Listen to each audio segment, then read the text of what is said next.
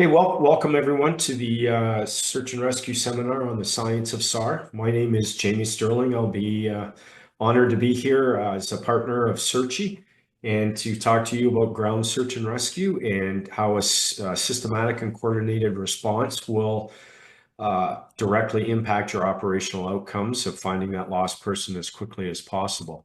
I'll do a quick introduction of myself. I was 31 years with the Ontario Provincial Police. I was, in the end, I was responsible for coordinating the search and rescue operations for the OPP in the province of Ontario, which is approximately 1 million square kilometers or 386,000 square miles.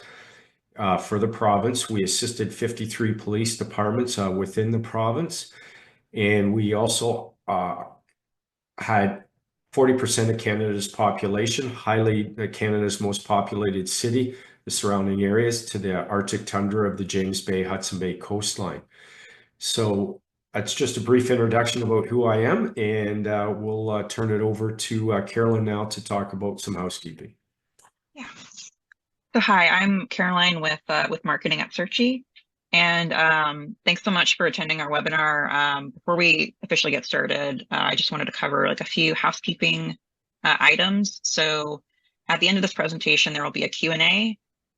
So please, if you have any questions, click the Q&A button, which is right next to the chat. But just for ease of keeping track of questions and answers, please utilize the Q&A button, and one of our moderators, such as myself, will either respond to one of them or at the end of the presentation, it will be addressed in our Q&A portion of the webinar. And we're going to try to save about maybe 10-15 minutes for Q&A for questions. So just please, if you have anything as Jamie is presenting, please feel free to type your answer or questions in the Q&A. Yeah. And then for certificates, everyone attending the webinar will receive a certificate. If you are watching as a group, please email your list of everyone who's been watching, and with the names as you would want them displayed on your certificate. And please email that list to marketing@sirchie.com. And it'll take about 2 to 3 weeks for us to send out those certificates. So just FYI. And I think that's it for my part for now. So I'm going to toss it back over to Jamie. All right. Thank you, Carolyn. So I'm going to talk to you a little bit about what I like to call the science of SAR. Search and rescue when I first became involved in the late 80s, it just involved ground searchers out there looking for that subject. And there's only one person out there to look for. But in today's, as SAR evolved, we found that looking for clues was far more important because there's thousands and thousands of clues out there left behind by that lost person. So as things evolved, we brought into mathematical equations to tell us how well we've searched the areas that came into it, but wasn't used widely. Then Bob Kester out of Virginia brought in lost person behavior. And what that did, it allowed us to see from cases all around the world what somebody with dementia will do when they're lost, or what will a hunter do, or what will a hiker do. And that really allowed us to start with data-driven decisions surrounding search and rescue. Before that, we just relied on searcher experience, and whoever led the team based on their experience, that's what guided us. So we had nothing in relation to the data. And then when I'm talking about data now, we started to bring in GPS technology. And back in the early 2000s, it was still that technology for recreation use or law enforcement use was still certainly not where it is today. But that allowed us to put lines on a map back then. But what I like to say, there's far more than lines on a map. The data that comes out of that GPS allows us to not only show where we were, to get the speed of the travelers, to get the weather at the time at that location, the data from the searchers, allows us to see how well they searched, what was the terrain like, what obstacles were there. So we're getting data from different sources in today's modern SAR world. Then we bring into it mapping. Digital mapping is where it's at. So we're able to integrate different maps into search software. Most modern day software allows you to integrate maps of any electronic maps of any kind into the system. And so that allows us, back in the old days where we just had paper maps, we weren't allowed to, we had what we had basically, right? Very minimal map. But now with the digital maps, we're able to see it in different views, which allows us to see what the searchers are actually seeing out there. And if you bring in then technology, so not only with the mapping, we had to update our documentation, because investigation and documentation are very important when it comes to search and rescue. Back when I first started, we had what we called a dash pad in the cruiser. They'd be writing on that or on the back of a cigarette package. So now we're able to document where the searchers have been, when they were deployed, what they found, what was their probability of detection. And you can see here by the image, where they actually walked, each searcher. Now we're at present day where we bring drones in. And so what the drones do is they offer different types of clues to look for as well, hopefully using thermal imagery, maybe motion detection, motion capture, maybe able to, colors. We're at that point now where we can pinpoint, at least in the military world, where they can get, a lost person's color of a shirt, and the camera would be able to pick up that. So when we link all these together, I call this the science of SAR. So if we use this information, it'll allow us to hopefully move forward in a systematic and coordinated response. And that's what I'm going to tell you about right now. So what's our mission? Our mission in search and rescue is to find that lost person as quickly as possible and in the best possible condition.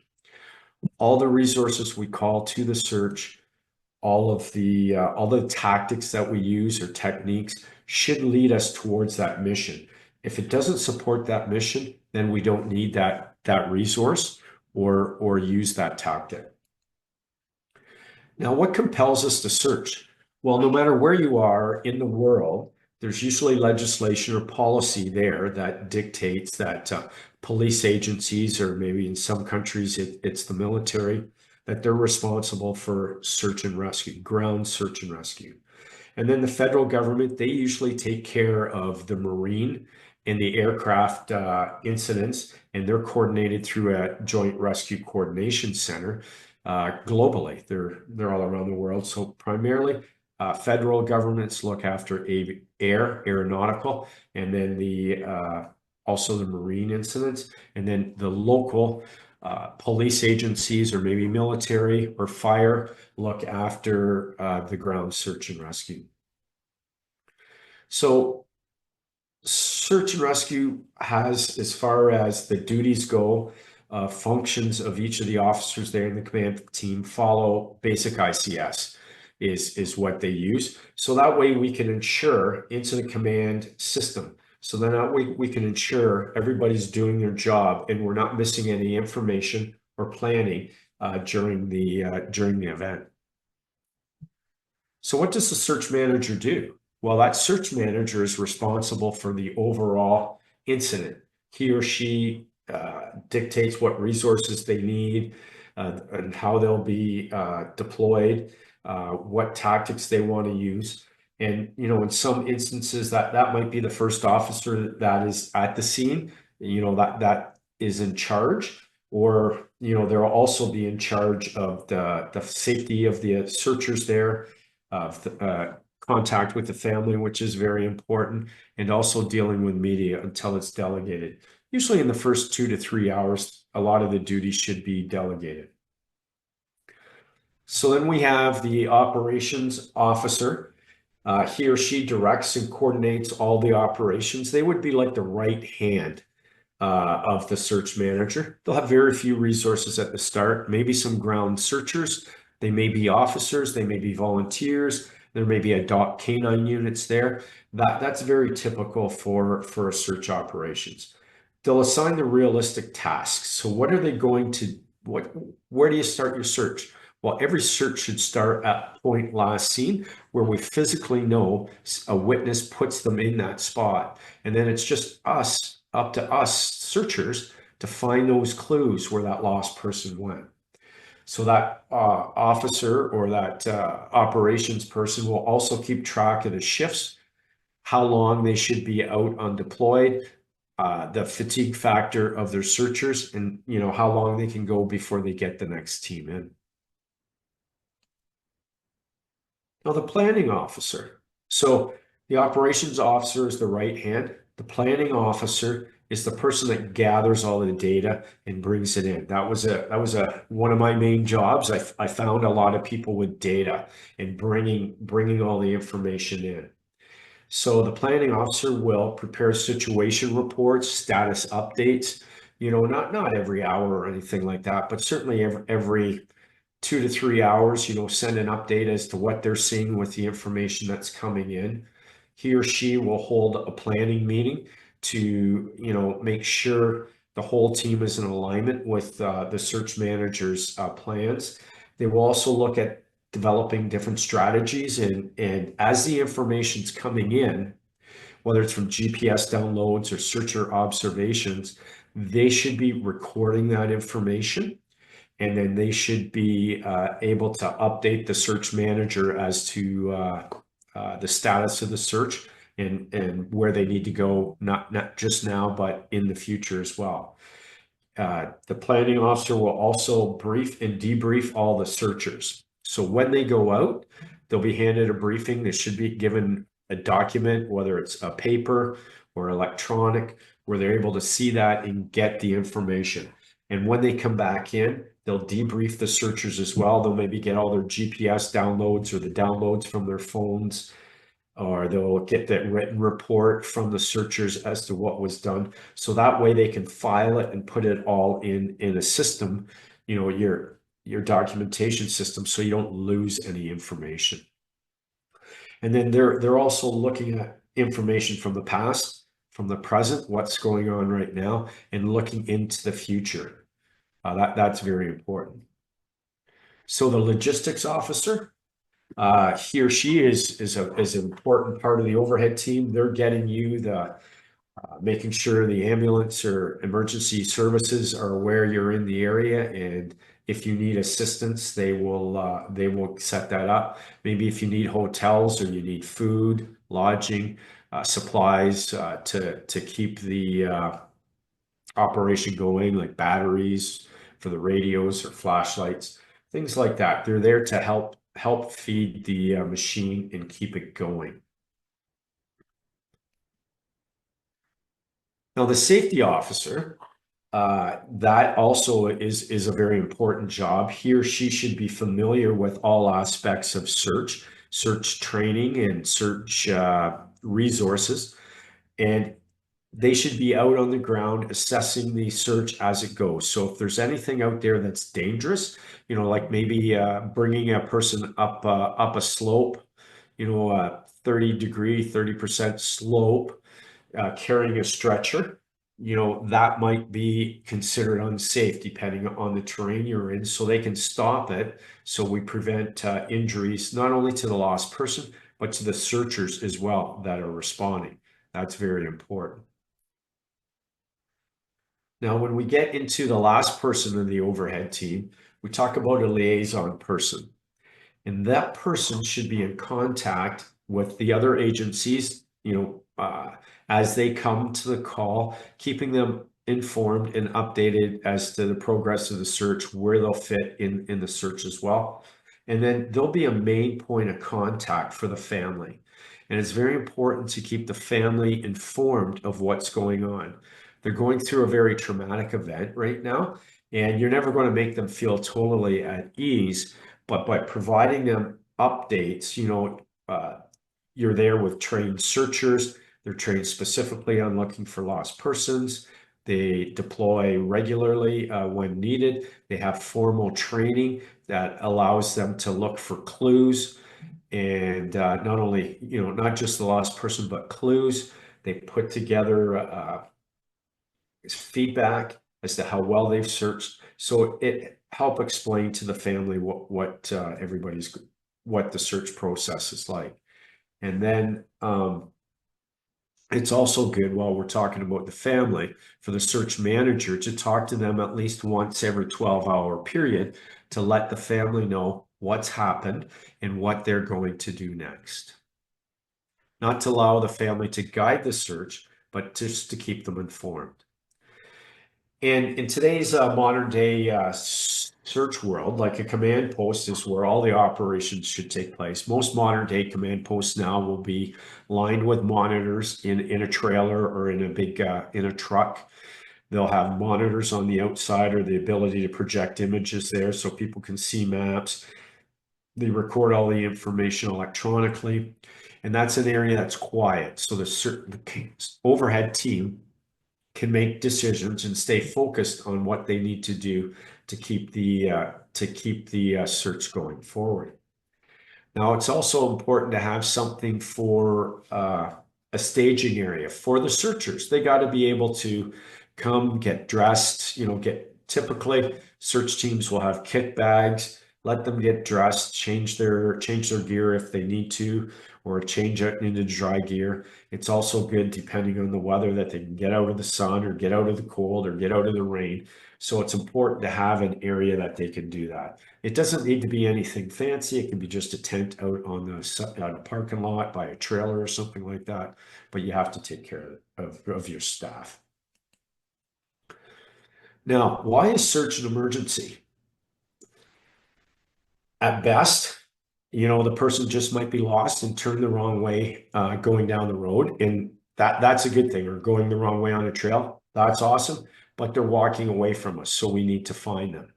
At worst, they have a medical emergency and we need to evacuate them.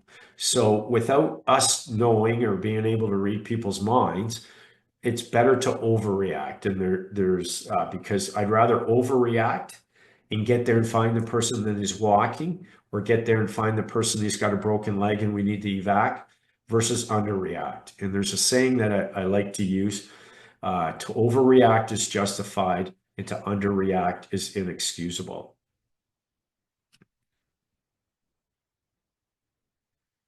Now, all searches are conducted the exact same way, no matter where you are. The only thing that changes is the cast, like I like to say, the theater.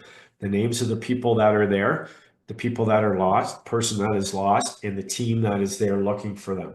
So every search should be done the same way. It starts at point last seen or last known position, and they attack the high probability areas first. And we'll talk about what that is later. But that first phase of a search is going to take 4 to 6 hours. Just to search point last seen, it might be the person's house or a playground. Search the obvious, maybe trails or bush out behind, or fields, or the neighborhood. That'll take 4 to 6 hours. And then we'll start into the actual search and rescue going on inside the command post. We're transformed, moving it from a cruiser or a tailgate of a truck into a command post or a formal setting. We're doing formal planning now.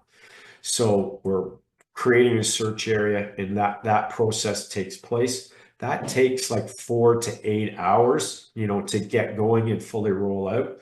And then I would say the last phase of a search is search and recovery. And that's where we know the person is deceased, or we're going to find them and bring them home. So that is a different phase of the operation.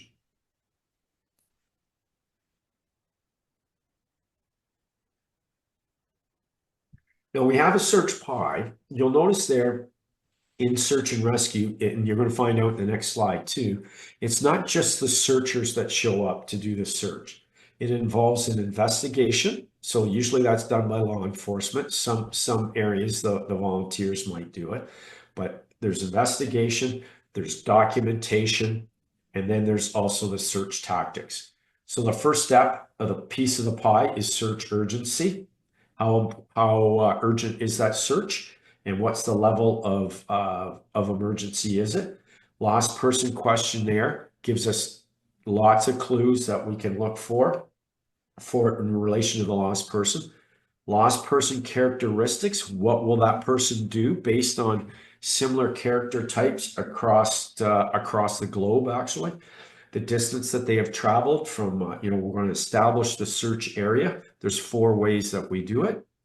And then we're going to break that search area down into small pieces, small manageable search sizes. Then we're going to bring in some math, and we're going to call it, this is called the probability of area, which means putting them in the right spot, times the probability of detection. So searching effectively, and what is the value, what is the percentage of that probability of detection, equals probability of success. So the more searchers we put in the right area will increase our POD, which equals our probability of success. Then we go into briefing and debriefing. It's very important that everybody gets the right information and we get the correct information out of them. Because sometimes we lose information, and it's that detail that is important when we're managing a search and could lead to finding the person. And then at the end, we'll have success if we involve the family, and we want to involve media as well. So now I'm going to talk about search urgency. So imagine this is your first officer arriving at the scene. All right. They are going to start their investigation, and they're going to have 7 factors that they're considering in relation to this lost person. Their age, their medical condition, number of subjects, their experience in the outdoors, the weather, the equipment that they're carrying, the terrain, and the hazards that are out there. So those are the 7 factors that we consider. And each of those factors are rated on a scale of 1 to 3. Okay. And then at the end, we'll add those 7 sections up, divide by 7. And depending on our score, it'll range between like a 1 to 3 point something. If any of these are a priority 1, life-threatening, then it's an emergent search, right? You call everybody out. So when I look at the form here that the officers or the initial people there at the search fill out, you can see here, if they're 12 years or younger, they would be a value 1. If they're greater than 65, and I have to be careful here because I'm getting very close to that age, it will also be a 1 or maybe a 2 if I'm very healthy. But if they're greater than 12 and less than 65, typically that value would be 3 in there. Now we go into medical condition. Do they have a medical condition, mental health risk? So for some of you maybe have mental health screening forms that you fill out as well. So if they've been despondent in the past or have had suicidal tendencies in the past, that should be flagged a 1. If they're healthy, their value will be put in here as 3. And if it's a fatality, we will make that a value 3. And the reason we make it a 3 is because if they are already deceased, we do not need to jeopardize searcher safety to recover a deceased person. Then we go into here, the terrain outside, do they have experience? Do they know how to use the equipment that they have and assign it the values? We also look at what was the weather in the past? What were they in? What kind of weather is coming in? So, that might be a 2 or a 1 or maybe a 3 if it's going to be gorgeous out. And if there's no inclement weather coming in, then, it would be a 3 as well. And then we look at the equipment and clothing, assign a value. So unknown might be a 2, inadequate for the weather, that might be a 1, but it's not a life-threatening 1. So it doesn't, put us into a most urgent life-threatening right away. And then terrain and known hazards out there. And is there any terrain that is difficult to navigate or deal with? So we add them all up. And you can see down here at the bottom of the chart, the different values. We would just send a full search team out. We might send the same for this or a little bit lower for a a search urgency. And then a less urgent, you might send a canine unit and a couple searchers to support him or her. Now we go into the lost person questionnaire. And remember I said in search and rescue, we ground search, well, even in marine and air, you look for clues. You don't look for that person. So this document provides us a detailed list of clues about the missing person and how to search and what are the clues that we'll be looking for. So this is a lengthy document and that is okay. And it gives us as many clues as we can about that lost person. And there's going to be some questions in here that are hard to ask.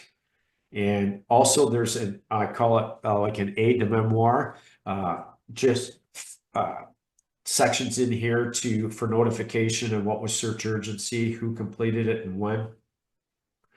And then, but we go into here, all their physical descriptors, the clothing that they had, and every one of these questions should be filled out. It shouldn't be blank, NA, or left empty. Overall health, how are they? Do they have medical problems? Any handicaps, psychological problems? That's important because if we're looking for somebody who is despondent or maybe recently diagnosed with cancer, we need to know that because we'll change our search tactics depending on their mental health right now. So it's important for all these questions to be answered. So then that way we get full of details. We had a person, an elderly guy, he loved flowers. He had dementia. It was day 3 of the search. And the searchers saw a flower sticking in the top of a fence. They thought, oh, that's weird. Why is that flower here? And the very next laneway, they turned up the laneway and walked straight up the lane, and at dead end, it stopped at a bush. And then they walked into the tree line and they found the person. And it was that flower. So that's important. That information came from the lost person questionnaire. Now, this style of search here, I forgot to tell you about it or at the start. Over the 386,000 square miles or the 1 million square kilometers, the 250 men and women assembled in teams of 16 for them to find a lost person, including travel getting there. 92% of those people were found in under 12 hours. 71% of those people were found in under 4 hours. So those numbers speak to the policy, speak to the equipment that you need, speak to the training that you need so you can rinse and repeat this style of search for every call that you go on. It's important that you stick to the same play. It's like a hockey or you're playing cricket. You have set plays and you follow that. So now we're going to establish a search area. Where are we going to look regarding this lost person?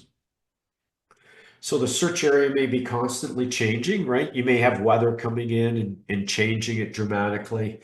We always start at point lost seen. Point lost seen is we know 100% the person was there. We just have to find the clues that lead away from it.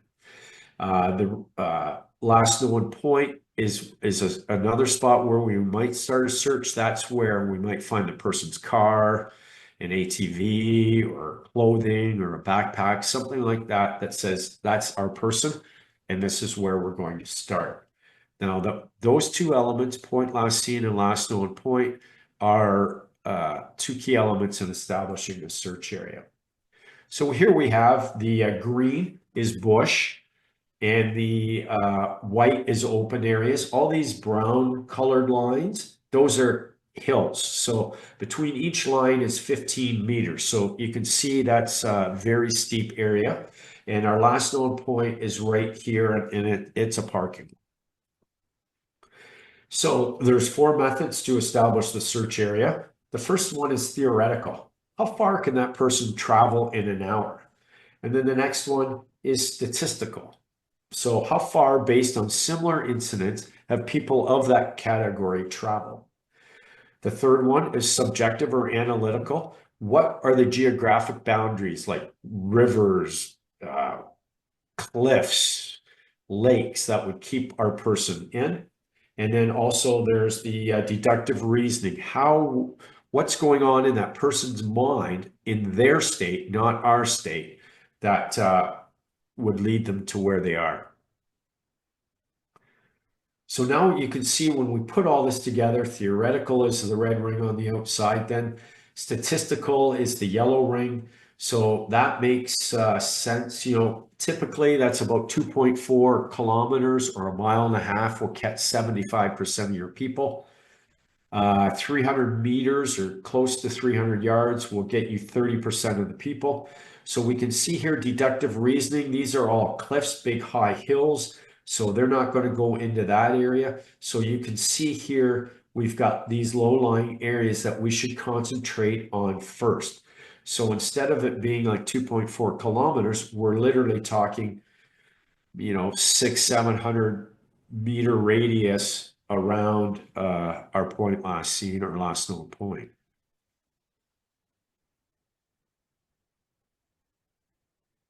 So statistically, we know we always put 75% ring on their map, and the distance will change based on the profile type they are. But for a despondent, somebody who's in a dark place right now, will be at 2.3 kilometers or 1.4 miles. And then the max distance for that will be 17.3 kilometers or 10.75 miles for 95%. Typically, if you go for the 75% ring, that may take you 5-7 days to get to the level where you can be comfortable in saying that person is not there. So you can see I've got the, we're going to start breaking this down into man-made or segments, small search areas, so we can systematically search it. So each one of these blue squares represents a kilometer.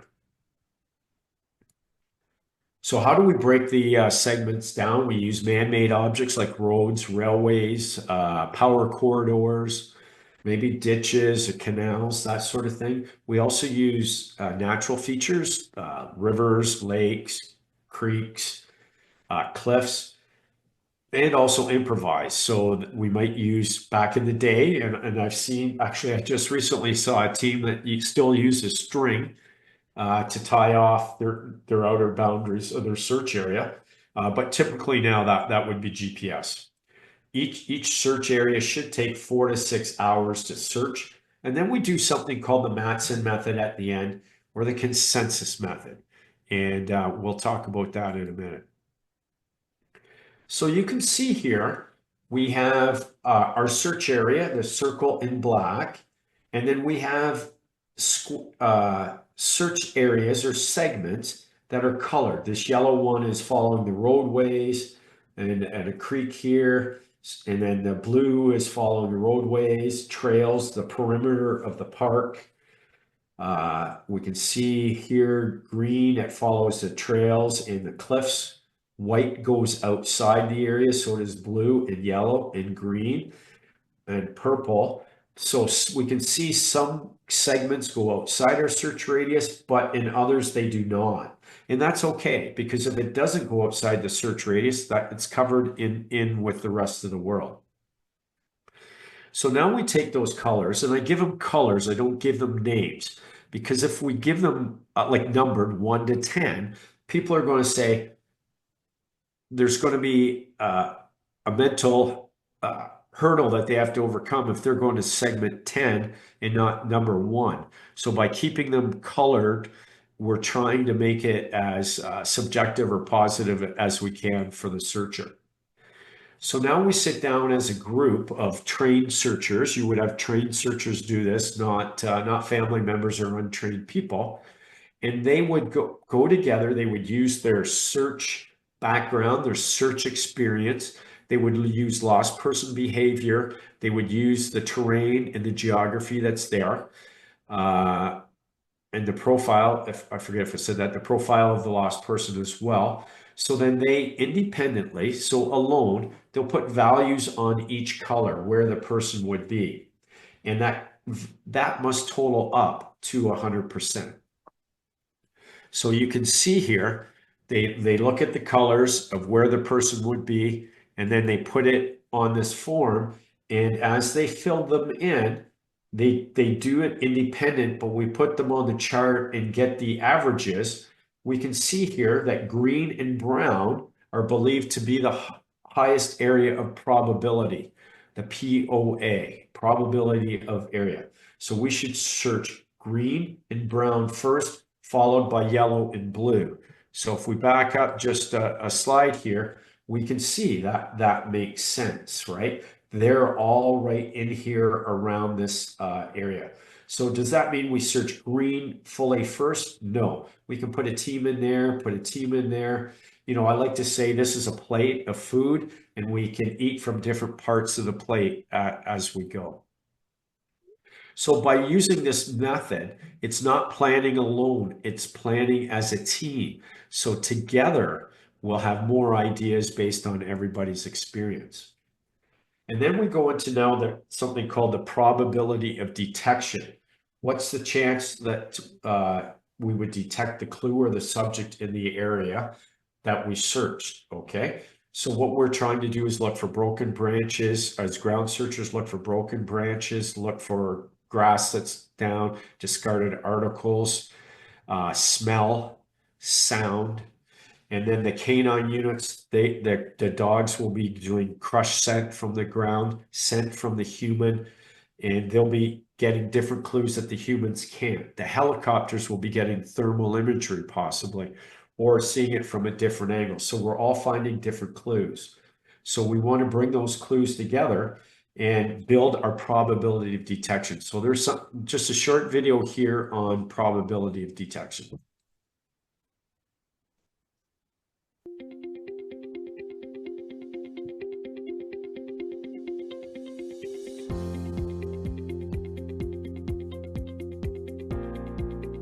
The technology over the last decade has come to the point now where technology is helping us accomplish our mission. So it allows us to know where we've been. It allows us to even record the view of the scene, whether it's coming from drones or our RPAS units from the sky, cameras on the bodies of the searchers. So we're able to get an accurate picture of what's going on out there without being there. Search and rescue nowadays is much more efficient. When I started with search and rescue, we were using acetates and markers to show where we actually have searched. Now with today's technology, each searcher carries a GPS unit, which shows exactly where we have walked. Just an example, that data when the searchers are out there in the bush, they're looking at the logs out there, they're looking at the terrain, the undergrowth, and they're calculating a probability of detection. What would be the percentage that I would find a clue or the subject in the area that I searched? Because if I give you a number like 25%, you know how well I searched that area.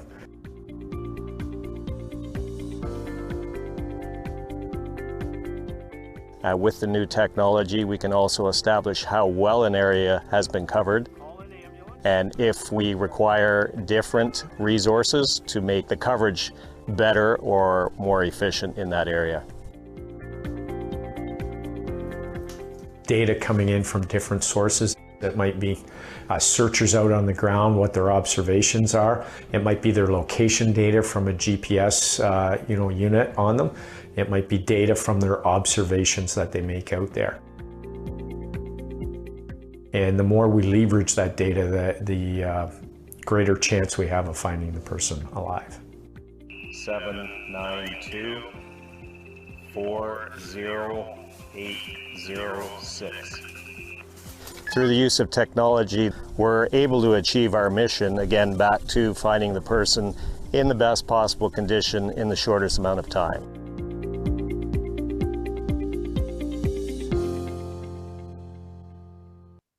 Okay, so that's a little bit about probability of detection, and we're going to go into now, how far apart should our searchers be? You know, I see a lot on TV, similar to this, what's in this image here. This is staged. This is like a grid search that would be done at a last resort. But how far apart should we be when we're searching? That depends on the size of the person that we're looking for or the object, the terrain, how smooth is it, flat or rocky, the ground cover that's there. Is it like this picture where it's very wide open, so they could be a lot further apart? What's the weather like? Is it pouring rain and it's very black and very dark and it'll dim the colors on their clothing? And then also, what's the fatigue factor of the searchers? As we are out there longer, we get tired and we make mistakes and we miss things. So now we're going to see if we put our searchers probability of area, put them in the right area, increase our probability of detection equals probability of success. So the more times we put searchers in the right area, different angles, different types of clue seekers out there, the greater our percentage or our POD will be, our cumulative POD, when it comes to search. Now I have a short, it's a 9-minute video here. Short one will condense it a little bit, but on how to search out there when you're out there in the bush.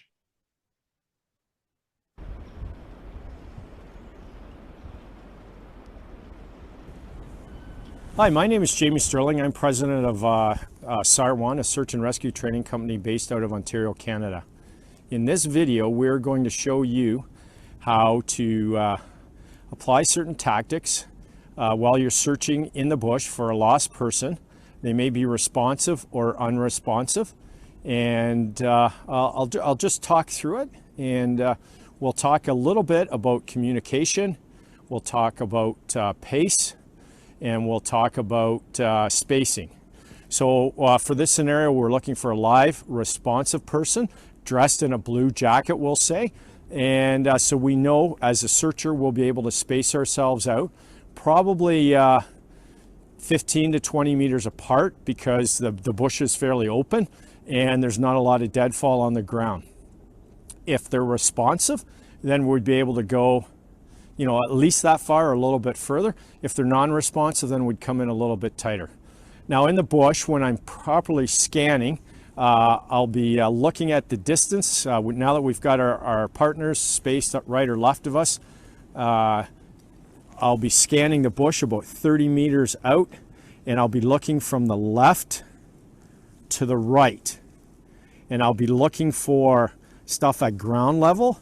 I'll be looking for items at chest level, and I'll also be looking for items at head level or higher.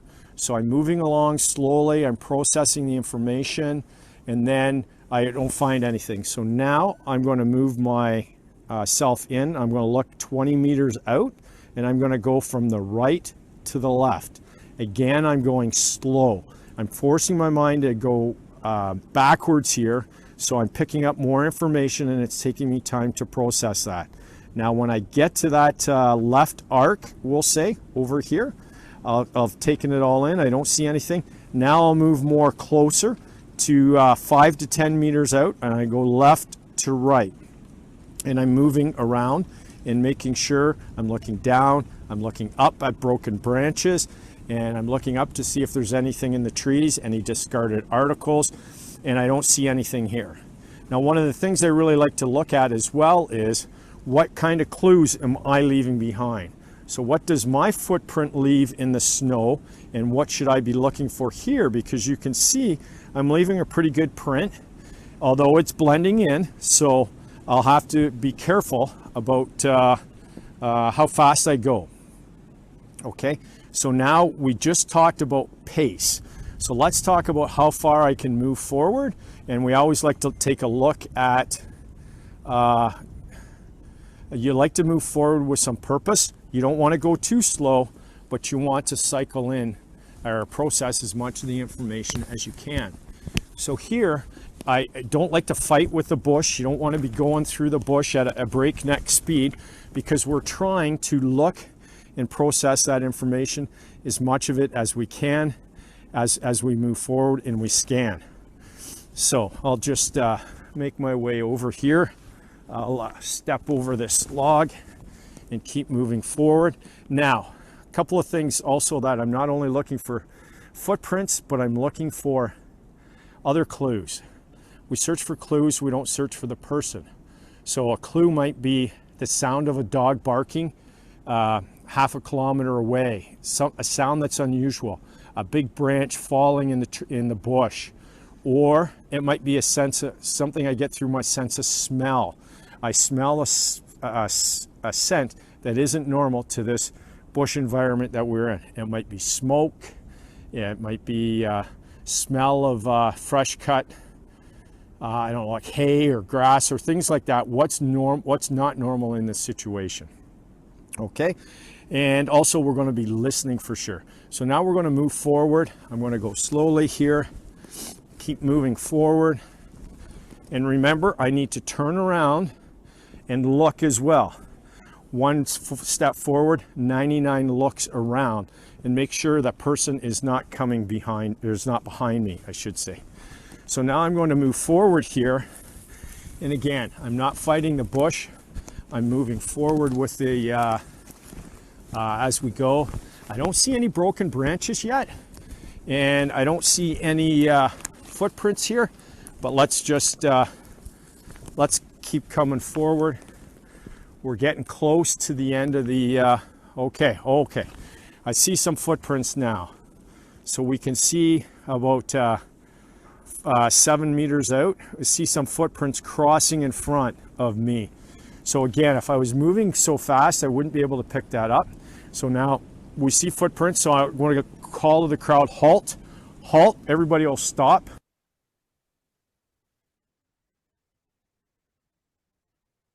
And then the person that finds those footprints is going to move ahead. And we're going to see where those footprints go. Okay, so from here, we see the footprints. We see the distance between, so we know it's an adult. They're not, we see it's a big footprint, probably size 12. And we also see that they're fresh, right? There's no snow blowing in, so they're pretty fresh. So that is good. And I also see the person is walking with purpose, meaning they're not staggered. So I know health-wise, he or she is doing okay. So I typically will show you this. I would stay away from the footprints and keep them clean, but I wanted to show you as we go through here, we're looking for broken branches. So we see here a broken branch, it pops out white. Another one there. A lot of times experienced people in the bush will break branches as they go. So if they ever get lost, that will be another clue that will help the searchers find them. And also, if they're lost, then they can retrack in the summertime those broken branches and get themselves out. So now you can see here, we're coming to the outside. There's more broken branches right there. We'll move forward. He's still moving really good. So we're right breaking the bush line here now.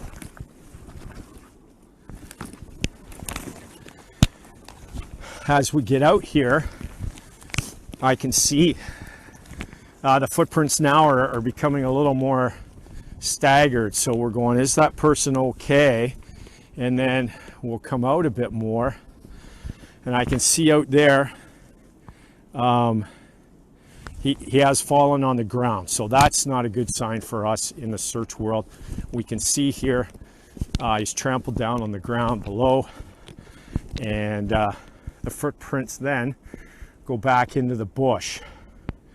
So somehow we missed them there, and we'll talk about that in the next video.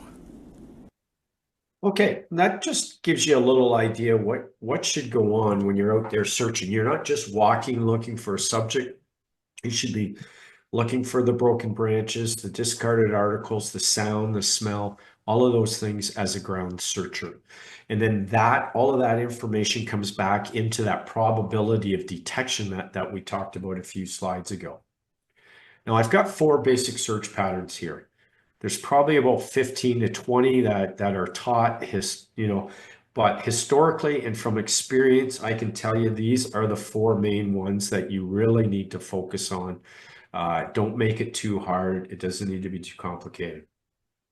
So this is a hasty search. Most of the time, you'll be doing a hasty search. It's a minimum of 3-person team. The middle person is navigating with his or her compass and GPS unit. And the other 2 people are flanking, or if there's more, they're just moving in and out, getting as far apart as they can, coming back in, keeping in mind that critical distance. They're not navigating, they're what we call bird dogging or flanking, and they're just focused on that center person that's doing the navigating. They're looking for clues, they're not looking for the person. So they should move at a fair pace, and this tactic is best used for a responsive person. Then we go into the next 2 patterns, and they're very similar. The contour search pattern, you won't navigate, you'll follow the natural feature. Just think of contours like contour lines on a map. They're natural, so they follow natural features. It might be creeks, it might be rock cuts, it might be lakes, a riverbank. So they will follow that, and the outside person will flag, or they'll be there with the GPS and follow that person to mark it so they know where they've searched. Then we go into a track crawl.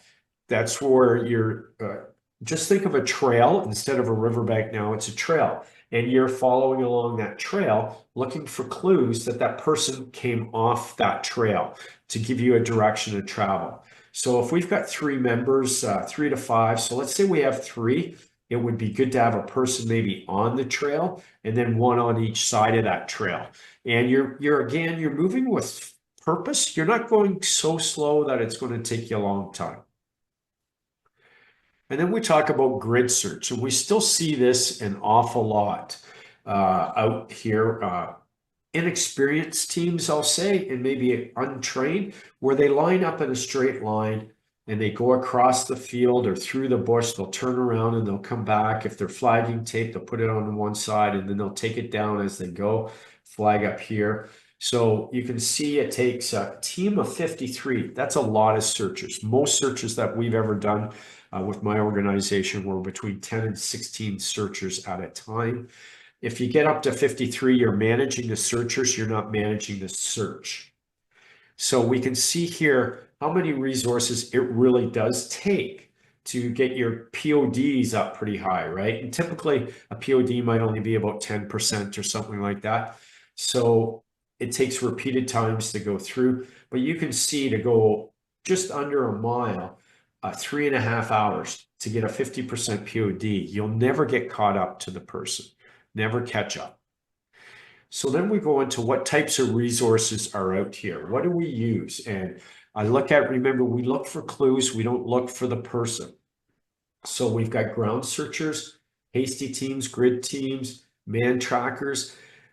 Now, they're all very effective and they look for different things. The ground searchers hear things, see things, smell things.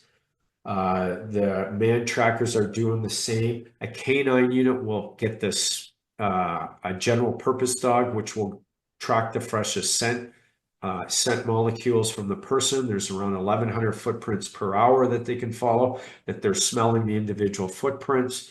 Or there's scent specific dogs that will smell an article or be inside the vehicle and move along. And they're scent discriminating. So they won't follow the freshest scent. They'll follow the scent that they're told to go after. And cadaver dogs. You got cadaver dogs that will detect various states of body decomposition. And they're very beneficial for you. Or if it's a historic case, human remains detection dogs that smell bone and teeth. Then we have our marine units that will use side scan sonar. It's a camera underneath the water, so it allows you to see what's below the surface there. Aviation services, you got fixed wing, which will cover large areas, but they need to go very slow. They won't be able to see a person per se, but if you're looking for a car, a boat, a vessel, something big, an ATV, they may be able to pick it off.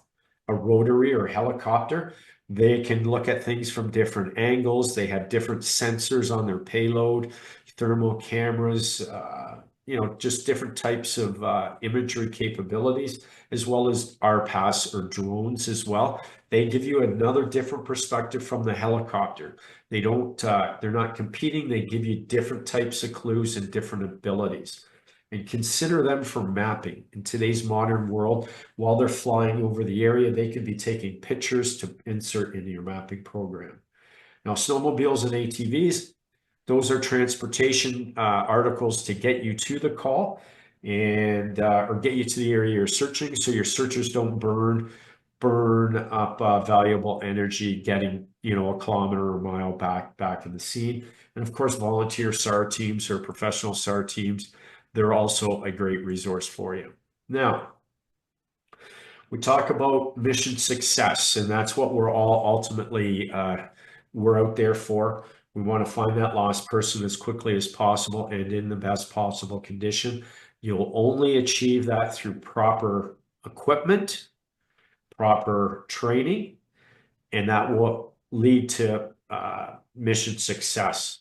So with that, I'd like to we'll go to the next slide here. I just have some of my contact information, and I will take I'll answer the first couple questions that are in the Q&A right now, and then we'll unmute a mic if somebody wants to ask a question. Maybe raise their hand first, and then we'll unmute their mic for questions. Now, which type of GPS would you recommend? It depends on what you're using it for. Anything in the Garmin world, all the screens will look the same, whether you're on the lowest version, maybe an eTrex, all the way up to a Rhino 755, or on one of their nReach products that communicate with satellites. They always update, so they're good to go. They support their product. Now, if you're a team comprised of volunteers, law enforcement, or different agencies, I always recommend the Rhino with the radio, because it allows you to communicate out there with a radio system together so everybody hears. And then I know it's expensive, but I had one incident where we had an officer fall off a cliff, about a 15-foot fall. She broke her tibia in 4 spots. We saw she was stationary because we can see everybody on the screen. And then another member found her, and we were able to get to her location without talking to her for medical help, right? So that allows us to get there. So you need, it depends on the needs of your team. Searcher safety is huge, and so is communication challenges. We're talking here about footprints. Yes, they can be very hard to see in the ground as well. Whether, like snow is a little easier. I call it tracking compound. It's very simple.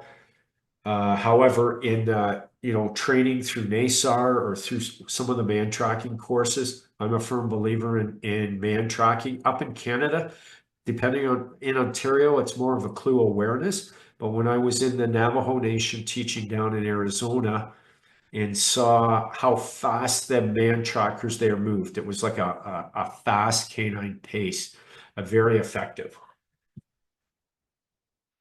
Oh, Rico Air can also be used. Yes, Nigel Dyson Hudson. Thank you for that. Rico is we'll call it, as a layman's terms, like a sensor that they can put in their clothing or in a hat. There's a lot of manufacturers that embed it now.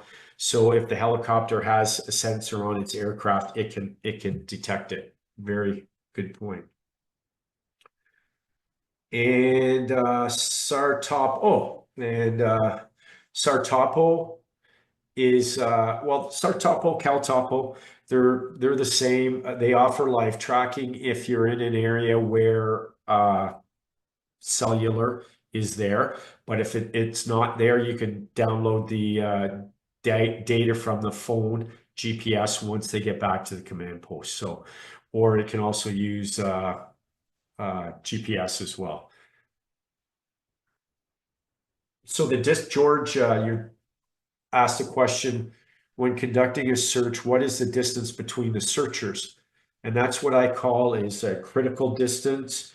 And that distance is determined by the size of the article you're looking for, the type of terrain you're in, and then the undergrowth, and also the fatigue of the searchers.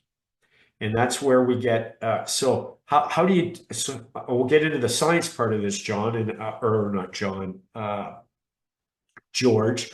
You would put a similar article down, 2 searchers would get on either side of that article, and they'd move away. So as they move away, and when they lose their sight of that article, let's say it's 30 feet and 40 feet, okay? So on each side of the article, so between them, they've got 70 feet. So we wouldn't want to miss, we want to make sure we can overlap. So instead of 70 feet between us, we would move into 60 feet.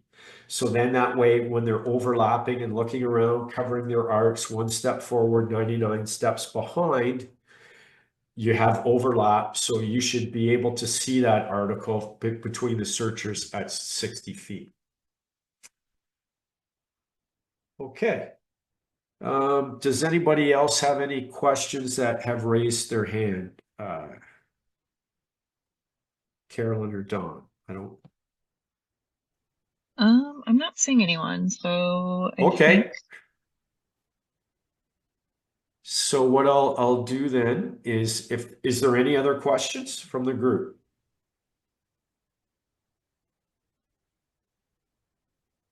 Okay. We're good. Yeah. Oh, where are we going here?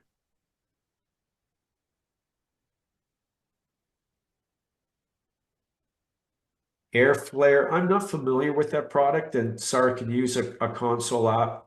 Oh, for tracking. So basically, it looks like that's a program that gets the GPS data out of a cell phone, and once it's within range, it will upload the data to the main program. There's lots of digital mapping programs out there to use. Just make sure you know how to use it fully, and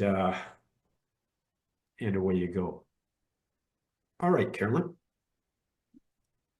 All right. So, yeah, thanks so much, Jamie. So if you joined this webinar, you might be interested in our search and rescue response training, where we partner with STAR and Jamie, who's our presenter and president of STAR One. So we do have a couple of classes coming this fall. So be on the lookout for those. And if you want to inquire about how we can come to you or about these trainings, please reach out to us at training@SIRCHIE. We also provide the search and rescue response kits, which are utilized in our STAR trainings, as well as first aid kits and PPE, which will help support you and your teams during your missions. And then we also have scene documentation tools and kits, such as our Oscar 360 kit, which is our latest documentation tool that creates like an immersive walkthrough of your scene. So yeah, so we're here to help support you and your team with our variety of products and trainings. So again, thank you for joining us today. All attendees will receive a certificate of attendance. And again, if you watched in a group, please include a list of everyone who was watching, especially with how you want your name displayed on your certificate, and email that list to marketing@sirchie.com. And give us about 2 to 3 weeks to send out these certificates. Yeah, follow us on social media and subscribe to our email list so you can kind of learn more about our upcoming webinars and trainings, as we have one coming soon this spring regarding narc safety. And so that's another exciting topic. So if you have any questions, please contact us at marketing@sirchie.com or training@sirchie.com. Yeah, thank you so much for attending. Yep, thank you. Thank you for having me.